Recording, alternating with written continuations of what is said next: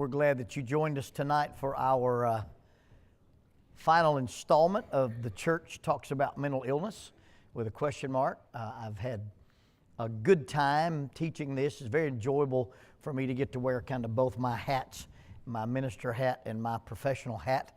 Had lots of positive things said from the people who've joined us online. And so thank you for your prayers as we talked about some delicate things. And it's just been a pleasure. Thank you again to the elders for letting me do this. What I wanted to do tonight was do a brief discussion of same-sex attraction because that seems to be a hot topic in the church. It seems to be a mystery to some people. And there's a lot of confusion in our society about it. And I guess the first thing, well, let's just start here. If you have your Bibles and you want to look at 1 Corinthians chapter 7.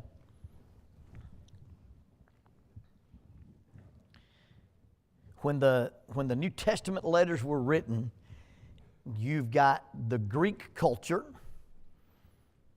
you got the philosophers and the thoughts, Sparta and Athens. And then you also have outlying around the Greek culture is the Roman culture. And their views on morality and their views of sexuality were way different. And we're not living in the worst time in the world with the absence of sexual mores or anything like that. You just have to do a deep dive into either Greek or Roman culture. And some of the things that you can talk about, you really don't want to talk about in mixed company or polite company. I will recommend again, if you're studying this on a deeper level, anything by NARTH. NARTH stands for the North American Research and Treatment of Homosexuals. The only thing about NARTH, it's super well researched, but they were advocates for some time of conversion therapy, and I am diametrically opposed to conversion therapy. I don't agree with their therapy methods, but I agree with the research methods. A lot of plain spoken articles on there. If you are, for some reason need to explore that topic, that's a super good resource, and it's plain. I mean, it this is not something you read to your 12-year-olds, but it's good research. NARTH, N-A-R-T-H. Some work by a guy named Joseph Nicolaci. He did a study of monozygotic twins. And basically what you get with a monozygotic twin is you get one fertilized egg, a zygote, and it clones itself, and you get two people. So you have two people from one zygote, monozygotic twins, and they are genetic copies of each other. They'll have the same voice print, they'll have the same fingerprints. They'll have the exact same DNA. They are identical twins, not fraternal twins, but identical twins. And Joseph Nicolaci did a study, particularly on monozygotic twins, and what he found out, that you could have a pair of monozygotic twins, and one of the twins be homosexual, and the other one would not be. Now, if you can get that, it ain't genetic. Now, there may be some genetic predispositions. There may be some things, if you take a continuum on masculinity and femininity and talk about effeminate or tomboys or whatever, there may be some predispositions in the way a person grows up that gets societal or cultural messages. But as far as we know, and even in some of the most liberal literature, there is not a genetic, a biological cause for same-sex attraction.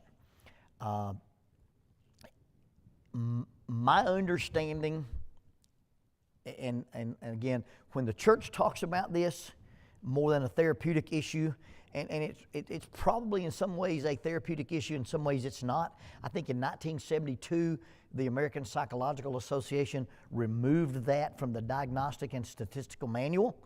I've read lots of articles where people, just had to come apart because the, quote-unquote liberal psychologist removed that from the manual. I was personally, and I didn't have a dog in the fight in 72, but I don't have that problem with that because it's not a mental illness. This is not something that happens to a person because of a malfunction of normal ability to function like we think about. So I'm happy that it's not in the Diagnostic and Statistical Manual, because it's not an illness, not a mental illness. It's an adaptive behavior. And so when I've run into people who struggle with this, and the first 8 years of my practice, I got contacted by a hospice nurse to do some hospice work. And I was basically volunteering with this group and would go to people's homes who were at end of life issues, and would minister to the families as a chaplain. Really, really different than police chaplain work. But a couple of years after I had done some of that, when I went into private practice, this hospice nurse contacted me, and she said, we're looking for an in-house therapist at our clinic. And I said, okay, what's going on at your clinic? She said, we work at the Davis Clinic, and the Davis Clinic was at that time in Huntsville the AIDS clinic. And she said, we need an in-house therapist for people, who are coming in and being diagnosed with AIDS. And if you know anything about, that time in our history, if you were HIV positive, it was a death sentence. So, my job, and I said, first of all, I'm a right-wing, conservative, heterosexual, Bible-believing male. I said, I'm not sure I'm the guy for your office. She said, can you have compassion on people who are dying? Yeah, this is a thing I can do. So one day a week, and I basically went over and donated half my time and was paid for half my time at the clinic. It ended up being one of those things when people misbehaved in the lobby. I was also the bouncer at that clinic. I seem that tends to follow me. One of the things that I should have bounced, but I didn't, and this is just for whatever reason, I was at the front office. Somebody had been causing trouble in the lobby, so I was sitting at the front office looking through the glass window, waiting on my schedule to fill up. And there's this pretty little girl about that tall, little sprigs in her hair, African American, wearing this little pink dress, and her mom was reading her the riot act. And this little girl said, talk to the white girl. The black girl ain't listening. And I almost passed out laughing. Now, she'd have been my daughter, I'd have duct taped her and put her in a closet. But I thought it was the funniest thing I'd ever seen up to that date. But some of my adventures at the Davis Clinic. As I worked with these folks at the clinic, I had lots of contact with males who were homosexuals. Now, there were lots of people there who had encountered AIDS from needle use, a couple of folks that had been victims of rape. Some of them have been male-to-male rape, some have been male-to-female rape. Lots of things going on where people were HIV positive. But in the male population, and this is just the male population that I was dealing with. This is not a great scientific study. This is more anecdotal wisdom. When I would sit down and talk to these guys about their psychosocial history, 80% of the men who identified as being sexually attracted to other men said their first remembered sexual experience was male-to-male sexual contact. And most of those guys had never done the math. Because when you are prematurely sexualized, and by premature sexualization, that simply means that you get exposed to sexual information before you're old enough, before you're sophisticated enough, and before you're mature enough to deal with it. And that can take place from sexual experimentation as children. That can take place with unwanted sexual touching, with a child.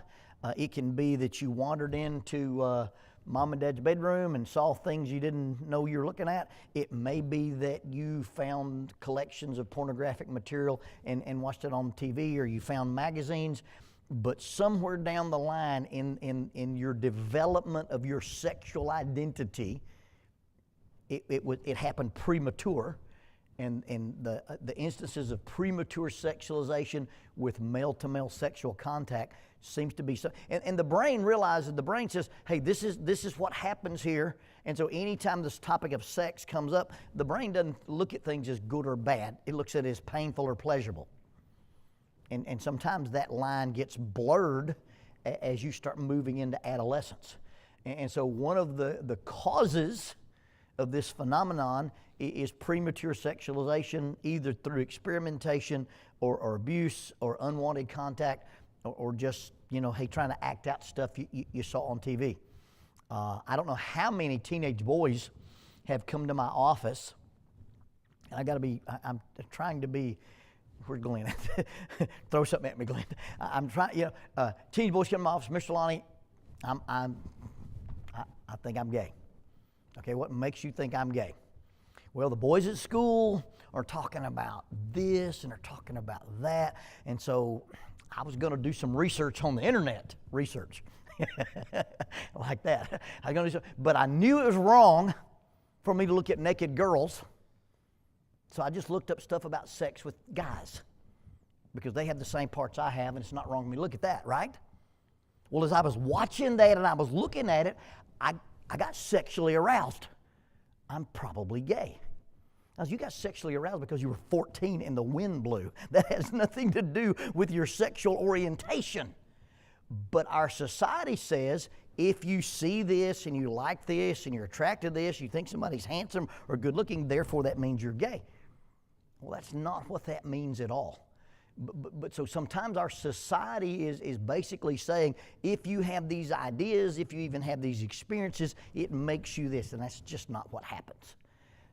The other phenomenons for same-sex attraction sometimes occur because a boy does not make good connections with his father. And sometimes that's the boy's fault, and sometimes that's the dad's fault.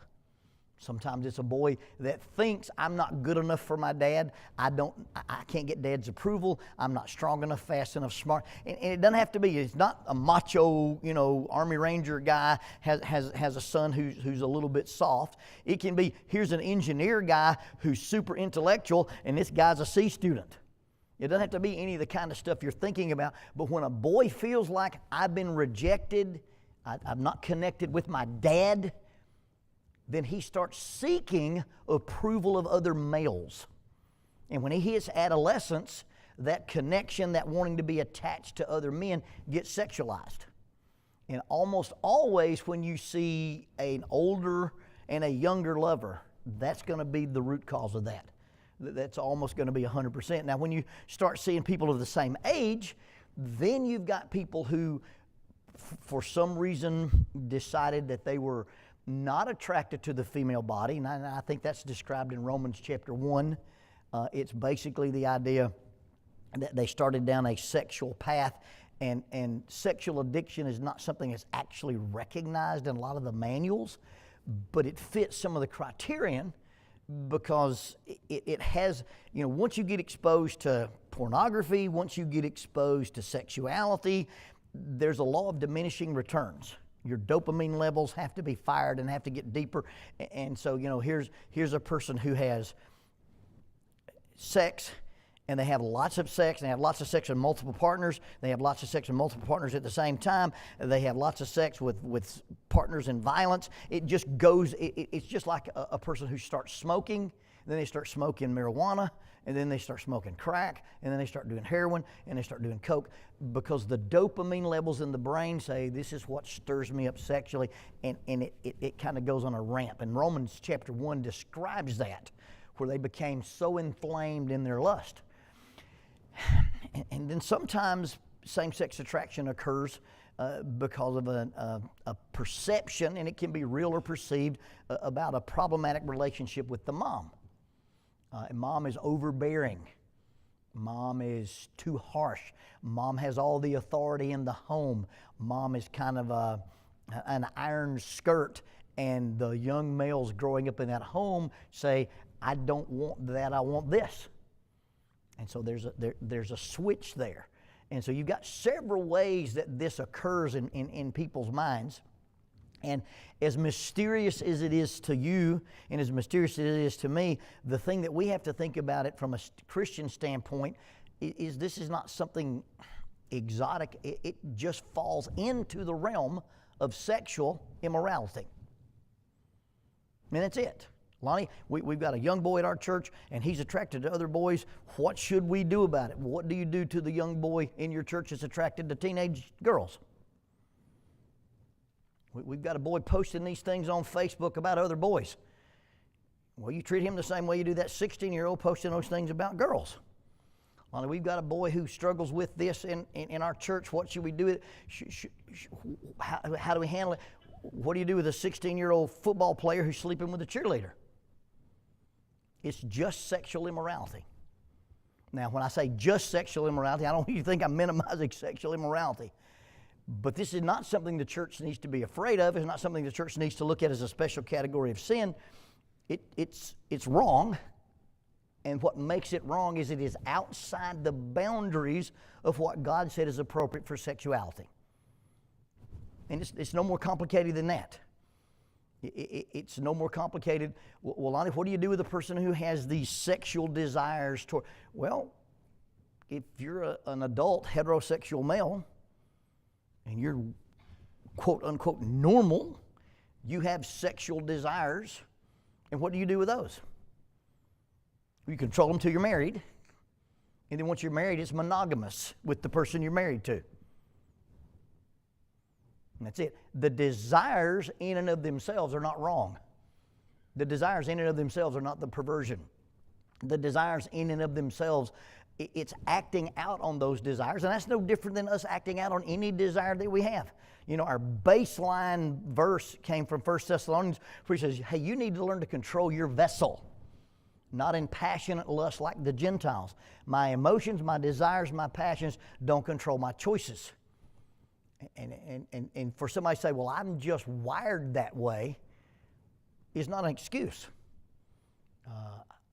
Men are wired to be attracted to women. Women are wired to be attracted to men. What are you supposed to do with those? My default setting, and I've prayed about it, and I've worked on it, I've wept about it. My default setting is confrontation.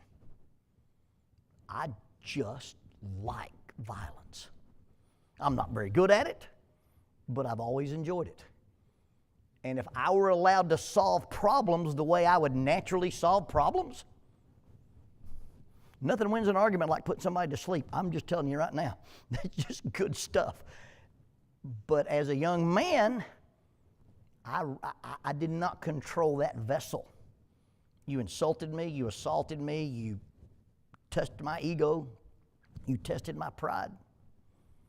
We'd dance. My brother said, it's not just enough for you to win a fight, you have to humiliate a guy. I took a knife away from a guy, and after I got the knife away from him, I broke his arm just because I could. And my brother said, you can't be who you claim to be and act the way you act when you get in a confrontation.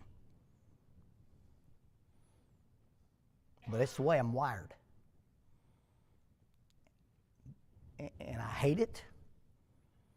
I found out years ago God doesn't need another David. He didn't hire me to go kill giants. Peter run around with a sword, and God said, do you love me? Yes, feed sheep.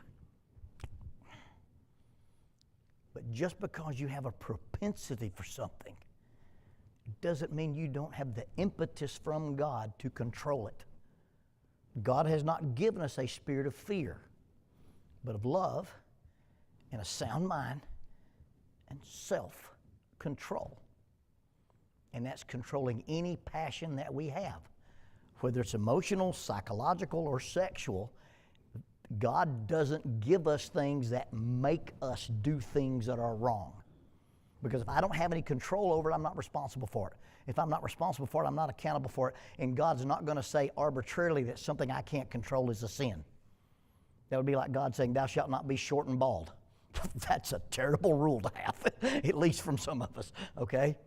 So here's where we get into the biblical narrative. Let's look at 1 Corinthians chapter 7. Remember, you're writing to a city that has 250,000 free people in it. There's 400,000 slaves. There's Jews, there's Romans, there's non-Roman Gentiles. There's a temple of Aphrodite down the road. They employed priestess prostitutes. And so there's lots of stuff going on here in the city of Corinth. 1 Corinthians chapter 7.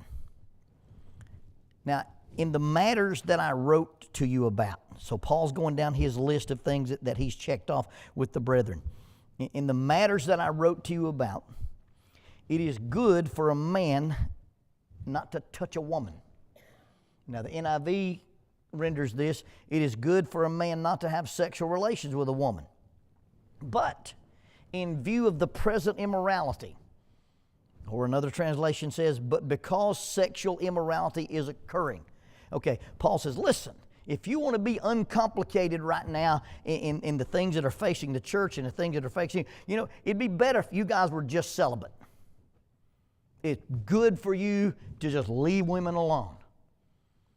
Okay? But there's something going on in Corinth, either persecution or just trial because of the society they live in. He says it's good for a man not to touch a woman, but in view of the present circumstances, because of the rampant sexual, Paul says, I'm about to give you the cure for this. I'm about to tell you how to fix this thing that's causing immorality in your church.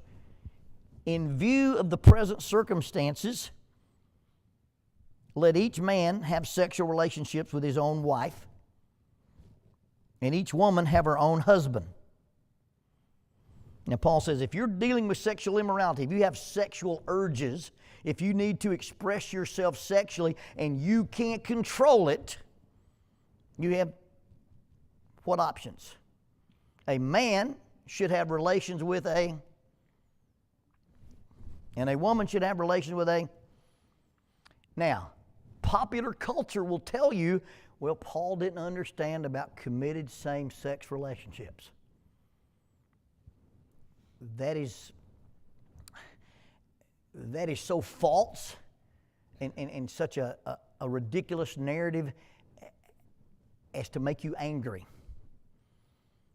In the Greek culture, it was a common practice for an older man to mentor a younger man and have sexual relationships with him until he graduated that and he introduced him into society and politics, and then this young man would pick another young man, and it's a repetitive cycle. And in the Greek society, it was considered the way things were done, and it was considered one of the highest forms of praise for you to become somebody's acolyte or somebody's mentee. In the Roman society, the same thing occurred with one exception. The Romans said if you're a male Roman and you have a younger male partner, or you have a male partner, that is a sign of strength and masculinity. But if you were the partner in the Roman society, you were discarded and disgraced and despised. You could be the male dominant one in the Roman society, and you were all that in a bag of chips. You had military honors and power and force. But if you were that person that somebody else was having sex with, you were despised. Because the Roman dynamic was about power and honor, and being the passive partner in a male-to-male relationship was considered very, very shameful. And so when you get to 1 Corinthians chapter 6,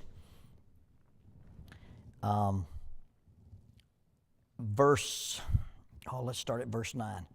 Or do you not know that wrongdoers will not inherit the kingdom of God? Do not be deceived, neither the sexually immoral, nor the idolaters, nor the adulterers. Now, do you have different words there? You have some more words? You have sodomite, catamites, effeminate. There's two Greek words there, and they're specific Greek words. One is an active person in a homosexual relationship, and one is the passive person in the homosexual relationship. And because of the debate that goes on in our country about what the New Testament world understood, see, what happens in gay-affirming churches is they say the New Testament writers and the Old Testament writers, they didn't understand about committed same-sex relationships. When they were writing about homosexuality, they were talking about pederast, and they were talking about prostitution, and they were talking about rape. And that's what they were condemning. But if two guys loved each other, two women loved each other, then that was fine, because the New Testament culture didn't understand that. That is just absolutely false. You can read You read any study on those Greek words. In fact, when the NIV came out with its newest version, here's how they translate this. Do not be deceived, neither the sexually immoral, nor the idolaters, nor the adulterers, nor men who have sex with men, nor thieves, nor drunkards. So Paul says, look, in any circumstance, if you're a male and you're having sex with another male, God says it's sexually immoral. And he covers, and in the actual translation, you've got two specific Greek words. And it's intellectually disingenuous to say that those things don't mean what those things mean. The ancient literature, non-biblical ancient literature, uses those words in those ways.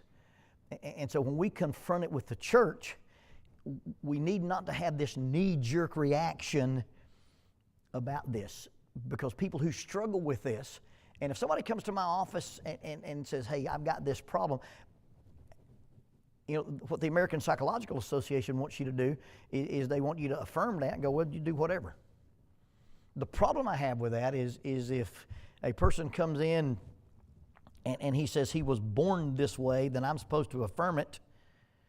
But if a person who's transgender comes into my office and said they were born a male but they want a female, I'm supposed to affirm the switch. Well, you got to pick one. And I don't know what the rules are. So when somebody comes to my office, I say, well, you got to tell me, are you going to live your life based on your sexual identity or on your spiritual identity? And when you choose one or the other, then we decide whether I'm an appropriate guy to talk to about this stuff. Because if you have a spiritual self-identity and a spiritual subculture, then these unwanted sexual feelings, these unwanted sexual practices, they will create cognitive dissonance. The cognitive dissonance will create a lot of angst, depression, repression, suicidal tendencies, grief, shame, guilt. And if you'll notice, I just took a page out of one of my notes when we were talking about sexual addiction. This is particularly men who cheat on their wives. This is called the compass of shame. And this is really what happens when somebody has unwanted sexual desires. And we live in a culture, especially in the church culture, where if you talk about lust and pornography and modesty and premarital sex, there's a lot of shame involved in it. And I'm not saying there shouldn't be. There's things people do you should be ashamed of, okay? But shame is the fear of loss of connection. So I'm struggling with these things, but I can't tell Frank about it. I can't tell my dad about it. I'm definitely not going to meet with the elders about it. I'm not going to tell my wife about it. And so shame is the fear of loss of connection. So when you look at this shame compass, what's going to happen is you're either going to attack others, and that leads to isolation, or you're going to attack yourself, and that's going to lead to depression and withdrawal. Or you're going to hide from other people. This is something I'm not going to tell anybody about. You know, the big affirming thing now is people coming out. I'm going to be my true self. Well, for a long, long time, we choose not to talk to this about anybody, and either we hide from others, or we end up on this side, we do avoidant behavior, and we hide from ourselves. We don't talk about accountability. We don't talk about the things that we need to do, and so we enter into to our addiction. And then you have also on this shame compass, you either respond to these feelings with anger or distress, or you end up being afraid or disgusted. Now, my next episode of my podcast, I'm talking about dilemmas. And basically a dilemma is where you're in a situation and you have two choices and both of them are equally undesirable. Look at that compass and tell me which choice you'd make. Hey, I think I'll attack other people and be isolated. No, that's not good. I think I'll attack myself and be depressed and withdraw. You know what? I think I'll live with fear. I think I'll live with disgust of myself. I think I'll live with anger about society and the church and God, or I'll just live in distress. There's nothing here that allows you to make good, healthy choices, and it's all rooted in the idea that you're dealing with shame. Now, if I can find this other thing here, this is how you treat this. This is how you treat any kind of a sexually abhorrent behavior. This is how you treat a sexual addiction, a pornographic addiction. This is how you treat people who are having multiple affairs. And it's built on this pyramid. And although I wrote it 1, 2, 3, 4 from the top to bottom, the pyramid is actually from the bottom to the top. Okay? And the first place you start is with transparency and honesty. Hey, I'm struggling with this. My beliefs tell me this. My desires tell me that. I need to talk to somebody about it. But what happens when we have unwanted sexual desires, either we're fantasizing about a female at work, or we're struggling with fantasizing about a male at work. Whatever happens when we quit being honest and open with other people, that shame compass takes place, and it throws us into a dilemma where the only choice you can make is bad. Now, once you establish transparency and honesty, you got to start, being honest about your gender roles and your attitudes. You got to take on some accountability and some ownership. Do my emotions control me, or do I control my response to my emotions? Each of you should learn how to possess his own vessel with sanctification and in honor. If you notice emotional literacy, we talked a lot about emotional intelligence these last 13 weeks, and the increased capacity for closeness and intimacy. Basically, when I start seeking things that are unhealthy on the spiritual side, it's probably going to boil down to trauma and attachment. I'm not attached to my dad. I need to be attached to a male. That gets sexualized. A female says, I'm not attached to men, because girls who have sex when they're adolescents have sex with rude, selfish boys who don't know what they're doing. And then they find a female who can be careful and caressing and tender and loving, and that kind of sex replaces that kind of sex, and it's not even to be compared with. But it's all about attachment. And so now you're having a capacity for intimacy and a capacity for closeness. I had a little client. She's the sweetest little thing. About 16 years old, and by the time she was 16, she'd probably had 20 different partners. But there was a disruption. Dad was missing in her life, and she needed male attachment. And she substituted what we call product versus process. She felt like that physical intimacy, sex made her close to, made her intimate. Well, no, really, the biblical model is that you build intimacy before you have sex. But she thought that having sex with these boys would make them close and special. Well, she's in my office and she's just wrecked, because by age 16, she's had this promise 20 times and it ain't worked out. And sweet little thing, and I just love her to death, just broke my heart. But she liked to bass fish. She was a good little fisherman, was always wearing the fishing shirts, in my office. And I said, would you like to have a trophy bass on your wall? She said, yes. I said, would you like a 7-pounder or an 8-pounder? What does every good bass fisherman say? An 8-pounder. I said, well, take that one. I've got an 8-pound fish on my wall that my brother had mounted for me. I caught him on Thanksgiving Day when I was in the 9th grade. My brother paid to have him mounted in my office. I said, well, take that one with you. She said, I don't want that one. I said, why not? She said, I didn't catch it. I said, it's not just enough to have the trophy on the wall. You want to have the experience that led to catching the fish. I said, you don't give a boy access to your body and make him love you. When he proves that he loves you, he gets access to your body. And that's in a committed, monogamous relationship. And it's one of those metaphorical things. When it clicked with her, it clicked.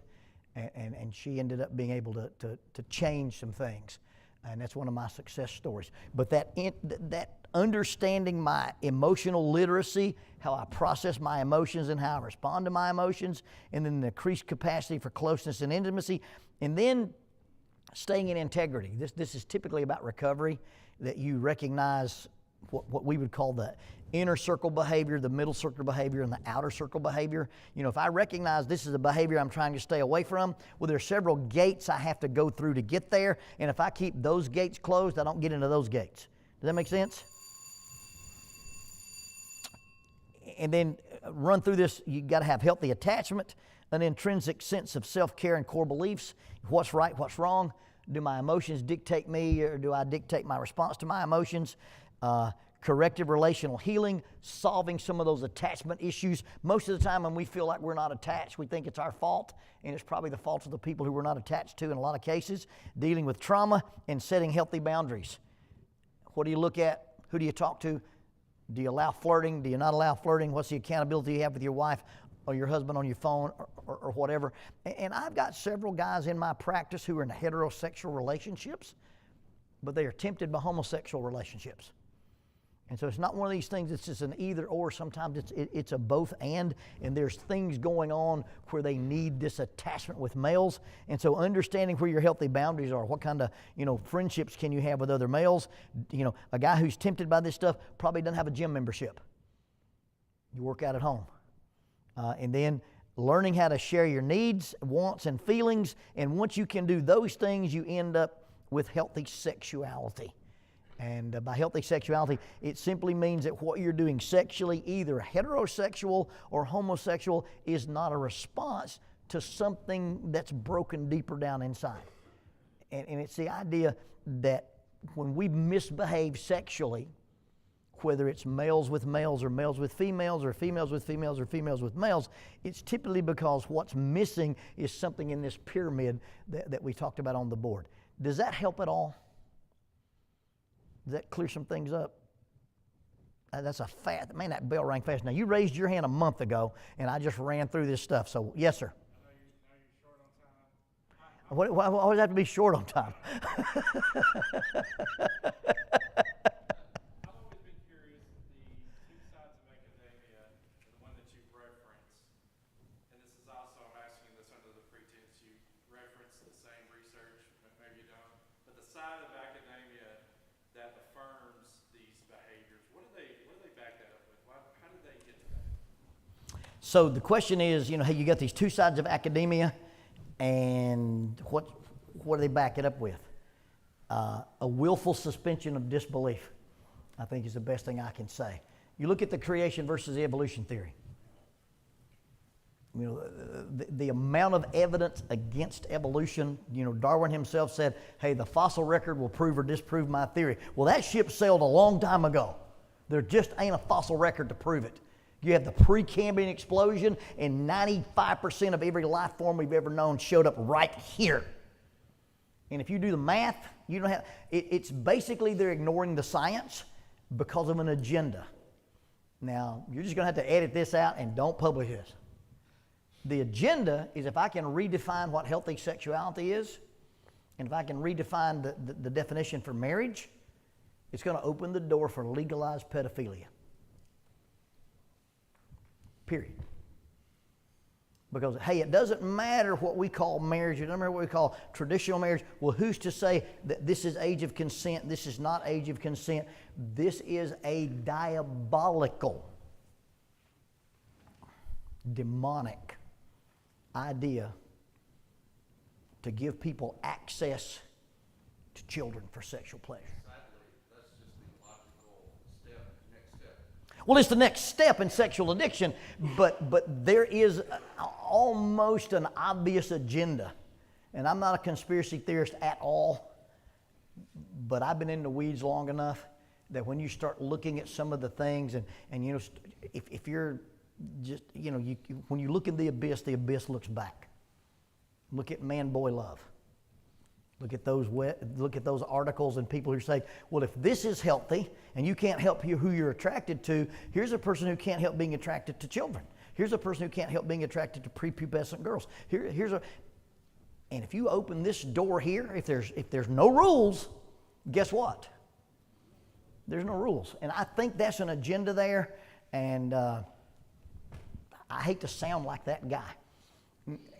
And please understand, and I know the bell's going to ring, men who are attracted to other men are not always pedophiles. Don't think about if you've run into somebody who says they have a homosexual orientation that he's after little children. That's a different thing entirely. Prepubescent children is what their sexualization created in them. but it's not the same thing. So don't get that idea. 80% of all people who have been arrested for child abuse were themselves abused as children. 80% of the people who are abused as children do not become child abusers. That's a real interesting statistic. One doesn't cause the other, but it's prevalent in that part. And I'll do one more thing. I know the bell rang. When you think about how your sexual identity developed, when somebody says, hey, I'm attracted to men, or a girl says, hey, I'm attracted to women, and they say, I've always been that way. Think about your own ideas about what is attractive. Some of you like blonde, some of you like brunette, some of you like redhead, some of you like tall, skinny, fat, whatever. When did you start liking that? I've always liked that. No, you didn't. At some point you had a sign on your clubhouse that said, no girls allowed, right? And you don't remember when that changed. You don't remember picking up, well, I'm 12, I got to choose some stuff here. Let's see, blondes and athletic. It just happened. And you don't know what caused it to happen, and you don't know when it happened, because your sexual identity development happens at such a subtle level, you don't know why you like what you like. Well, the same thing can happen when you talk to somebody who struggles with an anxiety about same-sex attraction. If you could walk them through their sexual history, they'll go, I never thought about it in those terms, and you can put it together just like you do the normal kind of trauma. It's a lot of information. I want you to please look at this like you would any other thing that people struggle with sinfully. It's not a special category of sin. It's not a special category of evil. It's wounded people seeking comfort the best way they know how.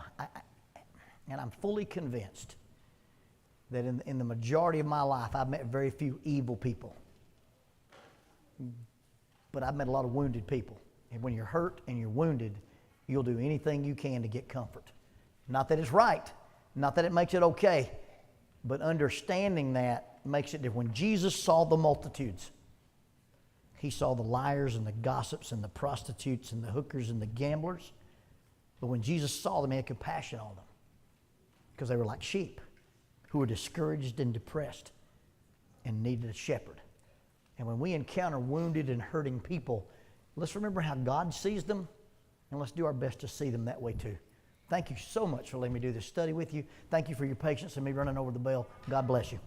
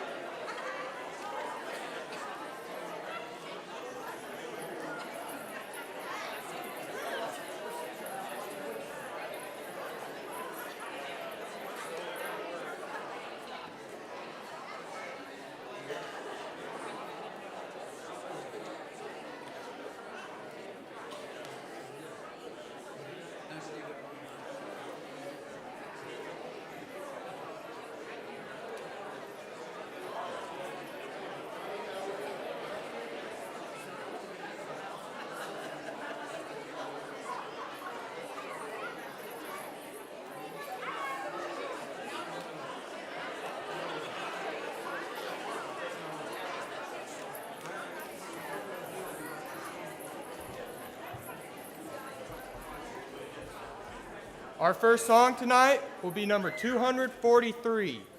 243.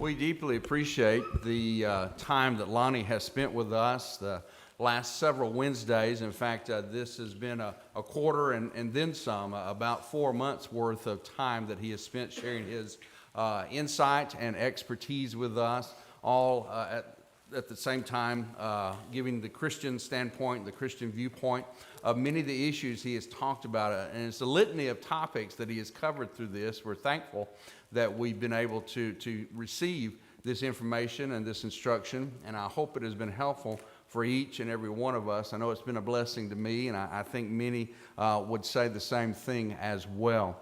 For the next coming up couple of weeks, on Wednesday nights, this is kind of the plan that we're about to follow. Next Wednesday, we are not going to start the summer series just yet because of VBS being in the early June as well. So next Wednesday, we're just going to kind of have a one-time class by yours truly.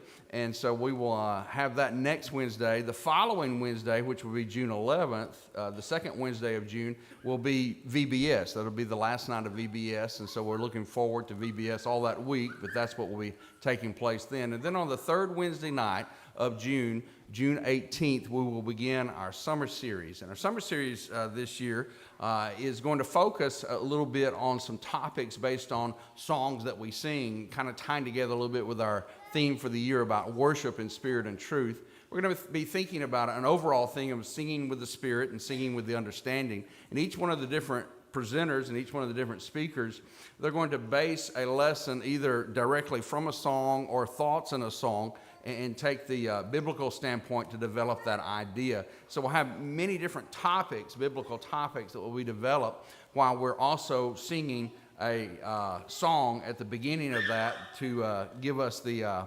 song perspective of it, and then the biblical teaching on what is taught in that particular song. At the end of all of the lessons, when we finish that at the end of the summer, we'll have a singing night on a Wednesday night, and we'll sing all the songs that we have studied through these different Wednesday nights. And so that's the plan for at least the next couple of Wednesdays as we think about that. As we consider the invitation of Christ tonight, though, going back to something that Lonnie mentioned at the end of his lesson tonight, he talked about that there are a lot of hurting people in this world.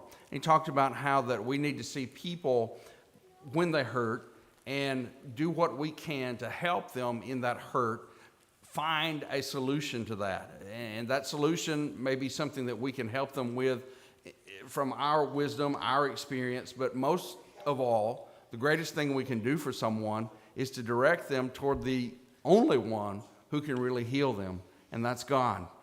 That's God through his son Jesus.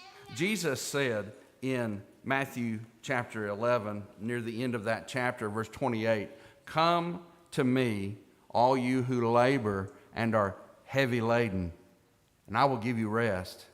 Take my yoke upon you and learn from me, for I am gentle and lowly in heart, and you will find rest for your souls. For my yoke is easy and my burden is light." And just as we were being admonished a little earlier to help those who hurt, the ultimate example of the one who saw people hurting and decided to help is our Father God. He saw the pain of sin. He saw the hurt we brought upon ourselves and the agony that it resulted in. And he sent his son Jesus to die for us, to help us. And Jesus still pleads and still implores even yet today in the reading of those words, come to him. Find rest for your souls. Find comfort. Obey the gospel. Be restored. Be strengthened. Whatever your need is, the invitation is open to any and all. Would you come tonight as we stand and we sing?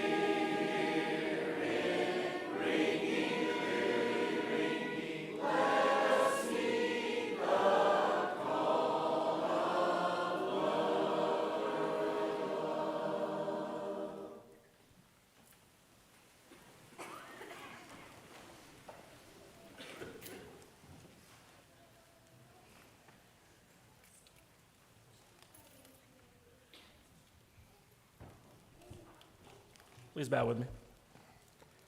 Dear gracious Heavenly Father, we come to you at this time, thankful for this chance we get to come together as a church family, middle of the week, and delve into your word and praise you and fellowship and encourage each other, Lord. Thank you for the leadership of this congregation. We ask that you please give them wisdom, be with the deacons, be with the ministers and their families, be with those of our number that are hurting, those that are fighting and dealing with cancer, those that are dealing with grief and sorrows, those that facing difficult decisions, those that have fallen away, Lord. Help us in all things to glorify you, to seek to be good examples of the people around us. Forgive us when we fail you. We thank you so much for the spiritual blessings we have in Christ, and we pray all this in his name. Amen. Do have some closing announcements before we are dismissed. The Old Goats will meet tomorrow at 8:30 a.m. in the Fellowship Hall. Care Group 1 will have a fellowship meal this Sunday, June the 1st, after Bible class. Please bring a potluck dish to share. The Secret Sister Reveal will also be this Sunday, June the 1st. After PM service at the home of Haley Williams, bring your final gift and finger foods to share. We will have a Vacation Bible School work night this coming Monday, June the 2nd at 6 o'clock. We have 189 registered so far for Vacation Bible School, so we are expecting another great time. That is 11 days away when our VBS will be starting.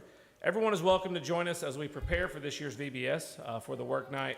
We'll have pizza for dinner. Please sign up at the back table if you will be eating dinner so they know how much pizza to order for that. We're excited to offer Grief Share, a 13-week Bible-based support group for anyone grieving the loss of a loved one, no matter the relationship. The sessions will begin next Wednesday, June the 4th, and will be held weekly from 6 to 7:30 upstairs in room 201, and this will continue all the way through August 27th, each Wednesday.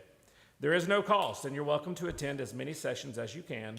This group is open to members and non-members alike, so feel free to invite friends or family who might benefit from this healing, supportive environment for those that are facing the loss of a loved one. For more information, please contact Alan Guess and Greg and Sonia Mathis. For our youth, Fun Friday will be this Friday, May the 30th. Meet at the building at 9 a.m. We'll be going to Foster Falls, dress appropriately, and bring a towel, a change of clothes, and money for lunch. Bathrooms will be available for changing. We'll return to the building around 4 o'clock. Rainbow Omega will be next week, June 1st through the 5th. Please sign up outside Matthew's office by tonight if you plan on going to this. Bring money for 5 meals. The van will leave this Sunday after PM service. Young Men's Training Class will meet this Sunday, June the 1st from 4 to 4:45. Junior and Senior High Devotional will be this Sunday, June the 1st after PM service at the Patterson's home. Please bring a side dish or a dessert. We will be back at the building at 8:45. Registration for VBS, Fireflies, and Rocket City Youth Camp is now open. Scan the QR code on the flyers posted outside of Matthew's office to register. If you want an RCYC t-shirt, register by this Sunday, June the 1st. As far as our prayer requests go, our sympathy is extended to the family of Wayne Harvell. We were given some arrangement information for Brother Harvell. The arrangements will be June the 7th at the West Hobbs Street Church of Christ, which is in Athens. Visitation will be from 11 to 2 o'clock, and the celebration of life will be at 2:30, and that's in Athens at West Hobbs Street Church of Christ, June the 7th. We also express our deepest sympathy to Charmaine Hovis on the death of her daughter, Chandra Hovis, who passed away on Saturday. The family will receive friends tomorrow from 3 to 4 at Berry Hill Funeral Home, followed by a memorial service at 4 o'clock. Also have this card to read. It says, "To the Meridianville Church family, I can't thank you enough. Thank you for the beautiful quilt that you sent me. I will always remember what a loving and caring people you are at Meridianville Church. May the Lord bless you all. Sincerely, Gary Mathis," which is Greg and Sonia's dad. Make sure we look at the PowerPoint and bulletin for any further announcements and others on our prayer list, and we'll see everyone Sunday. We are dismissed.